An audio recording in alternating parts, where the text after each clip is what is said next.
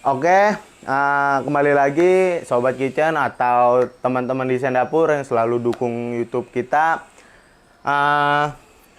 Gua di sini mau menjelaskan tentang tingginya kabinet atas dan kabinet bawah dan si backsplash.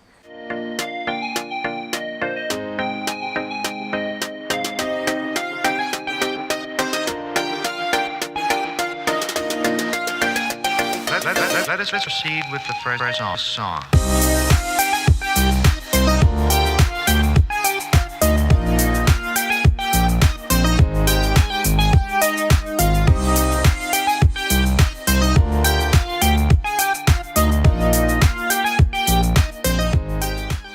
Orang-orang itu biasanya bikin tingginya backsplash itu 60 sampai 80. Itu maksimal ya, maksimalnya itu 60 sampai 80.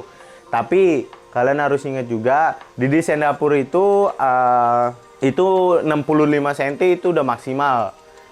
Itu udah maksimal banget 60. Karena apa? Kok bisa Mas 60 udah maksimal? Gini. 60 cm itu untuk si backsplash dan untuk 5 cm-nya itu untuk plan. Jadi kita bikin 65 itu udah lunas plan dan lunas backsplash. Nah, keramik dinding atau biasa dibilang backsplash itu ada yang gue tahu ya. Yang gue tahu itu ada beberapa ukuran. Ada yang 60 kali 60, ada yang 30 kali 60, bahkan ada yang 30 kali 30.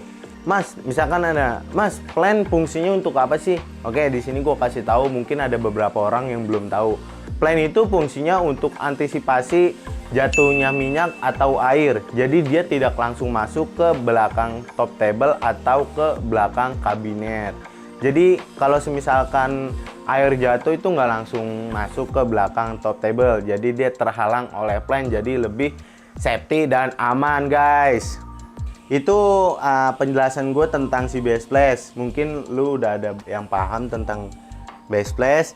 Sekarang gue mau ngejelasin tingginya si kabinet dan lebarnya kabinet standarnya di desain dapur. Gini ya, standar desain dapur itu membuat tingginya kabinet itu 80 sampai 85 cm. Sedangkan untuk lebarnya, lebar ke dalamnya itu 34 sampai 35 cm. Itu pun tinggi 85 mengikuti tingginya si backsplash. Maka semakin tingginya backsplash, maka semakin tinggi juga jangkauan kalian untuk membuka pintu kabinet atas. Karena gini, tingginya kabinet atas itu yang kayak tadi gue bilang mengikuti tingginya backsplash. Semakin lu bikin tingginya si backsplash, maka jangkauan untuk membuka si pintu ke atas itu semakin tinggi. Itu penjelasan gue tadi untuk kabinet atas. Gue mau penjelasan tentang kabinet bawah. Oke, untuk standar kabinet bawah itu ada meja cornya itu 80 cm. Tapi kalau semisalkan lu bikinnya full kabinet itu 85 cm-nya itu udah lunas top table. Dan untuk lebar kabinet bawah itu 60 cm. Kenapa kita bikin itu lebar 60? Karena kalau kita bikin 50, itu space ruangan kabinet bawah semakin sempit dan semakin tidak presisi. Jadi kelihatannya lebih kecil aja gitu, lebih kecil untuk kabinet bawah. Dan untuk area kompor dan area sink itu standarnya kalau di kita itu 40 sampai 45 cm.